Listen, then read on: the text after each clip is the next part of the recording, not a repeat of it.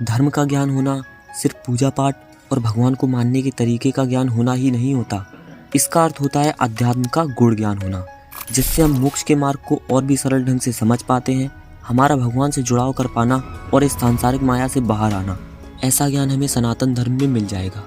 वैसे मैं अगर आपको सनातन धर्म की सुंदरता बताने बैठूं तो मेरे ये शब्द आपको समझाने के लिए कम पड़ जाएंगे। पहले जरा ये क्लिप देखिए। और इन बहन ने अपनी इच्छा से बागेश्वर बालाजी का चमत्कार देखकर ये भी सनातन हिंदू धर्म को सर्वोपरि मान कर आना चाह रही हैं। आप बोल रहे हैं कि ये हम बोल रहे हैं? आप बोलिए। मैं ये कहना चाहती हूँ पहले तो नाम बताओ और परिचय बताओ। मेरा नाम सुल्ताना है। मैं छत्तीसगढ़ बिलासपुर से हूँ। मेरे पिताजी का नाम आमिर खान है। मेरे 3 भाई हैं। मेरी माता का नाम सरवरी बेगम है। मेरे घर वालों ने मुझे त्याग दिया है क्योंकि मैं मूर्ति पूजा करती हूँ, फोटो पूजा करती हूँ। बोलते हैं मुस्लिम के नाम पे तू कलंक है, मरेगी तो जहन्नुम में जाएगी। मेरे को ये सब चीज से कोई फर्क नहीं पड़ता। गाइस, यहाँ ये एक मुस्लिम महिला है जो छत्तीसगढ़ से बागेश्वर धाम आई हैं। लिटरली ये काफी ज्यादा परेशान लग रही हैं और धीरेन्द्र शास्त्री जी ने इनसे पूछा, आप हिंदू धर्म में क्यों आना चाहती हैं? तो इनका जवाब कुछ इस प्रकार था। आप हिंदू धर्म में क्यों आना चाहती हैं बहन? मेरा मन बोलता है कि हिंदू धर्म से अच्छा कोई धर्म हो ही नहीं सकता कभी। राम! क्योंकि एक धर्म एक सभ्यता वाला धर्म है, संस्कारों वाला धर्म है। इसमें भाई बहनों में शादियां नहीं होती। ये बात तो एकदम करेक्ट है।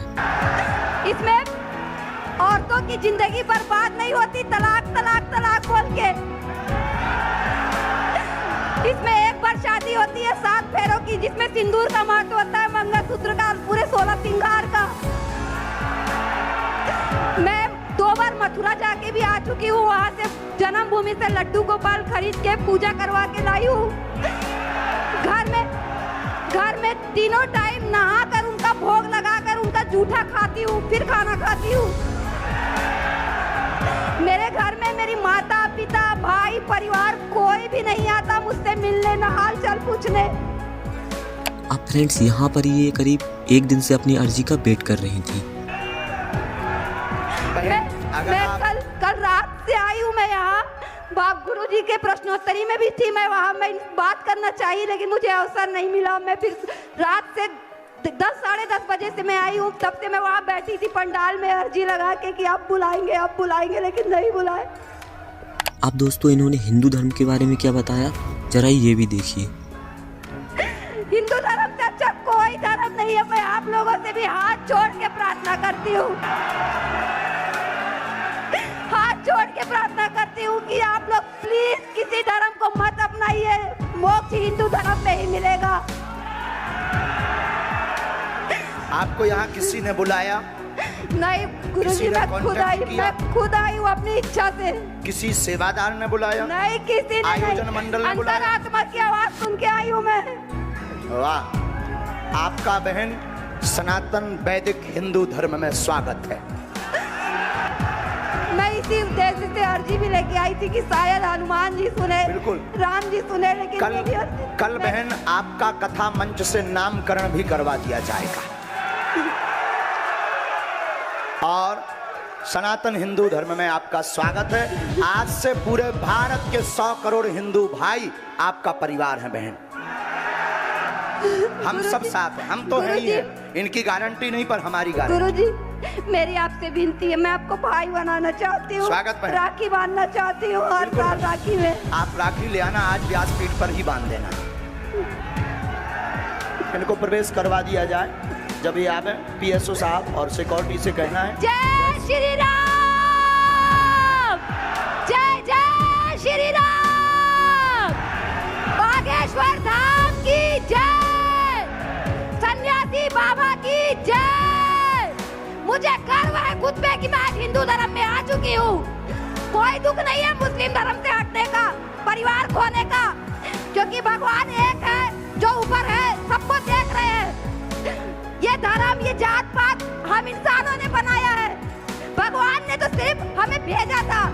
कोई गुरु बना रहा है, कोई पादरी बना रहा है, कोई दरगाह बना रहा है, धर्म बांट के आपस में ही लड़ाई झगड़े कर रहे हैं। बात तो सही है, कि ऊपर वाला एक है। स्वागत है आपका सनातन धर्म। ये भभूति बहन, और कल हम आपका नामकरण करें। अगर आप लोग इसे गलत मानेंगे तो ये आपकी विचारधारा है। हम किसी भी प्रकार से किसी को प्रभाव नहीं। सनातन की ताकत, सनातन के मंत्रों का चमत्कार बताते हैं कि सनातन के संतों की तपस्या में कितनी ताकत है, उसका प्रमाण प्रत्यक्ष ये है। और हमारे नाम से बस भारत में इसी बात का विरोध है, क्योंकि सबको डर है कि ये आदमी 4-5 साल में सबके मिशनों को फेल कर देगा। अब फ्रेंड्स, मिशन का मतलब तो आप समझ ही गए होंगे। आप खुद ही इतने जो समझदार हैं। अगर ये किसी को डर है तो डर बना रहना चाहिए। हमारे साथ कौन कौन है आज से इस लड़ाई में, जीवन भर के लिए? अगर कोई सनातन का विरोध करेगा तो उसको मुंह तोड़ जवाब कौन कौन देगा? अगर कोई सनातन विरोधी मूवी बनाएगा तो मुंह तोड़ जवाब कौन कौन देगा? बाइकॉट। अगर कोई संत सनातन के खिलाफ बोलेगा तो उसके कथाओं में कौन कौन नहीं जाएगा? अगर कोई न्यूज चैनल अगर सनातन के खिलाफ बोलेगा तो उसको बाइकॉट कौन कौन करेगा? करोगे? सौगंध है तुम्हें। अब जगना होगा, और तुम चिंता मत करो। हमारे जो गुरुजी की तपस्या है उसका हम ऐसे ही प्रचार करते रहें, चाहे लाख तूफान आ जावे। यहाँ पर फ्रेंड्स अपना आंसर हमें कमेंट में भी बताएं। वैसे फ्रेंड्स, सनातन का अर्थ है शाश्वत या सत्य। जो सत्य है वही सनातन है, और जो सनातन है वही धर्म है, और इसी को सनातन धर्म कहते हैं। अगर बात करें सनातन से जुड़े जड़ तत्वों की तो वो ये है: आकाश, वायु, जल, पृथ्वी और अग्नि, जिन्हें हम देख सकते हैं, जिन्हें हम आभास या फील कर सकते हैं, और जिनको अभिभूत कर सकते हैं। तो यही शाश्वत सत्य की श्रेणी में भी आते हैं। ये अपना रूप बदल सकते हैं लेकिन कभी समाप्त नहीं होते। अब फ्रेंड्स जरा ये क्लिप देखें।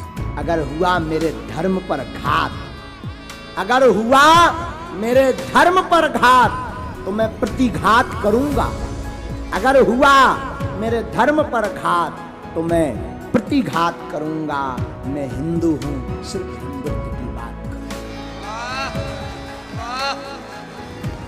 मैं हिंदू हूं, सिर्फ हिंदुत्व की बात करूंगा। और निवेदन करूं, केवल कथा, केवल पुराण, केवल राधे राधे भर से आनंद नहीं आने वाला है। सनातन धर्म बचने वाला नहीं। युवाओं को जगाना पड़ेगा, युवाओं के अंदर सनातन की बात भरनी पड़ेगी। सनातन को कोई मिटा नहीं सकता, लेकिन इनके षड्यंत्र को हम सफल भी नहीं होने देंगे।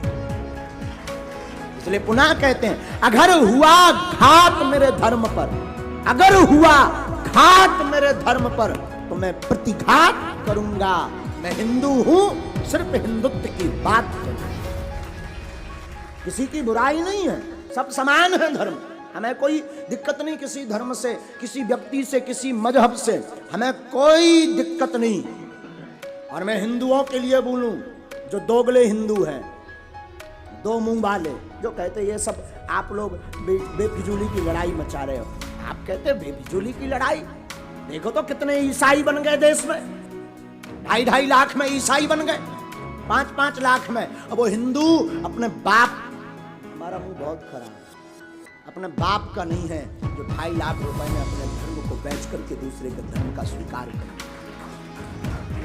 बहुत बड़ा षड्यंत्र है इनका, बहुत बड़ा षड्यंत्र है। ये हम आप समझ नहीं पा रहे। बड़े सौभाग्य से मिलता है हिंदू धर्म, बड़े सौभाग्य से मिलता है हिंदू धर्म। तो राम राम बोलने में कैसी शर्म,